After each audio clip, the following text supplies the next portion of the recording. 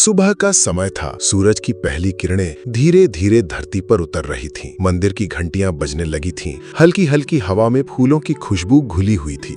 उस मंदिर की सीढ़ियों पर हमेशा की तरह एक बूढ़ा आदमी बैठा था। सफेद दाढ़ी, झुर्रियों से भरा चेहरा, सिर पर पुरानी सी टोपी और आंखों में एक गहरी खामोशी। वो रोज सुबह आता, ठीक उस वक्त जब सूरज की रोशनी मंदिर के शिखर को छूती। लोग उसे देखते, कुछ नमस्ते करते, कुछ उसे अनदेखा कर आगे बढ़ जाते। बच्चे कभी कभी उसके पास बैठ जाते, लेकिन वो ज्यादा बोलता नहीं, बस हल्की सी मुस्कान देकर उन्हें अपने हाथों से सहलाता और चुपचाप मंदिर की सीढ़ियों को ताकता रहता। लोगों के मन में सवाल उठता, ये बूढ़ा आखिर हर दिन यहाँ क्यों बैठता है? न मंदिर के भीतर जाता है, न किसी से ठीक से बात करता है, बस चुपचाप बैठा रहता है। कभी कभी कोई राहगीर उससे पूछ लेता, बाबा आप हर रोज यहाँ क्यों बैठते हैं? वो मुस्कुरा देता, आंखें झुका लेता और धीमे स्वर में कहता, बस मन को सुकून मिलता है। लेकिन हकीकत इससे कहीं गहरी थी। गांव के लोग तरह तरह की बातें करते। कोई कहता शायद ये साधु है जिसने सब छोड़ दिया। कोई कहता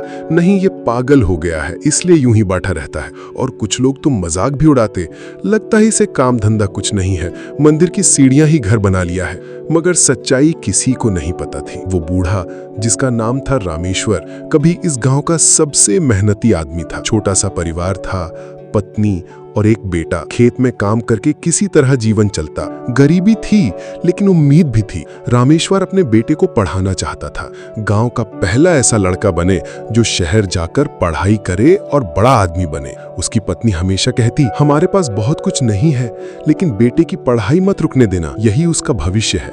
रामेश्वर ने अपनी पूरी जिंदगी खेतों में खपा दी। धूप, बारिश, ठंडी हवाएं सब सहते हुए, पर उसकी आंखों में एक ही सपना था कि मेरा बेटा पढ़ लिख कर हमारी किस्मत बदलेगा। वक्त बीता, बेटा बड़ा हुआ, शहर गया पढ़ाई करने। शुरुआत में चिट्ठियां आती थीं, बाबा यहाँ पढ़ाई बहुत कठिन है पर मैं मेहनत करूंगा, और अम्मा आप अपना ख्याल रखना। हर चिट्ठी को रामेश्वर मंदिर की सीढ़ियां पर बैठकर बार बार पढ़ता। उन शब्दों में उसे अपना भविष्य दिखता। लेकिन वक्त बदलने लगा। धीरे धीरे चिट्ठियां आनी बंद हो गईं।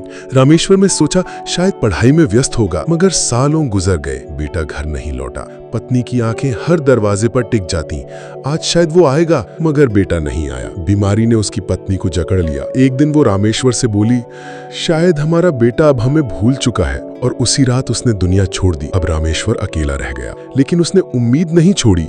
वो रोज सुबह मंदिर की सीढ़ियों पर बैठता। उसकी आंखें सड़क की ओर लगी रहती, जैसे कह रही हूं कहीं से मेरा बेटा आएगा और मुझे पुकारेगा। लोगों ने कहा बाबा पागल हो गया है, बेटा तो वापस नहीं आएगा। लेकिन रामेश्वर के दिल में एक पिता की आस अभी भी जिंदा थी। साल दर साल बीतते गए, बाल सफेद हो गए, चेहरा झुर्रियों से भर गया, पर उसकी आदत नहीं बदली। सुबह होते ही मंदिर की सीढ़ियों पर जाकर बैठ जाता।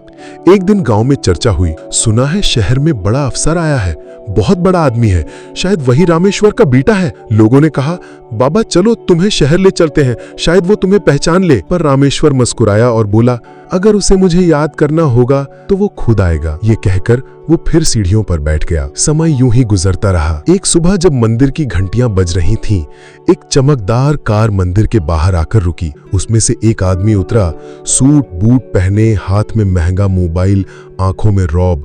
गांव वाले फुसफुसाए, ये देखो यही है रामेश्वर का बेटा।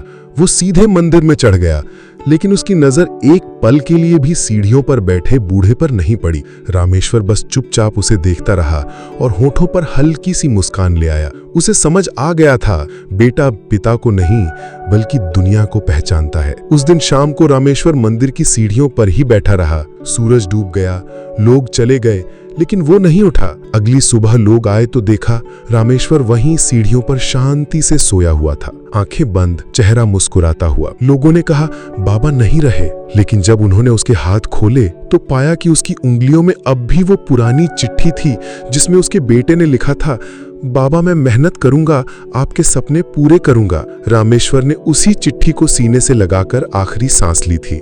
आज भी सुबह के समय जब मंदिर की घंटियां बजती हैं, लोग कहते हैं इन सीढ़ियों पर उस बूढ़े बाबा की आत्मा बैठी है जो अपने बेटे का इंतजार करते करते चला गया, लेकिन जिसने कभी अपनी उम्मीद नहीं छोड़ी। और ये कहानी हमें एक गहरी सीख देकर जाती है, दुनिया चाहे कितना भी बड़ा क्यों ना बन जाए, पर जिसके बलिदान पर तुम्हारा जीवन खड़ा है उस पिता, उस माँ, उस परिवार को कभी मत भूलना, क्योंकि उनकी खामोशी ही तुम्हारी सबसे बड़ी पुकार है और उनकी आंखों में तुम्हारा पूरा जीवन बसा होता है। जब मंदिर की घंटी अगली बार बजे, याद रखना कहीं कोई बूढ़ा अब भी सीढ़ियों पर बैठा अपने बेटे के लौटने का इंतजार कर रहा है। ऐसे ही मोटिवेशनल वीडियो पाने के लिए फॉलो कीजिए, सब्सक्राइब कीजिए और जुड़ जाइए हमारे सफर से, जहां हर कहानी आपको आगे बढ़ने की ताकत देगी।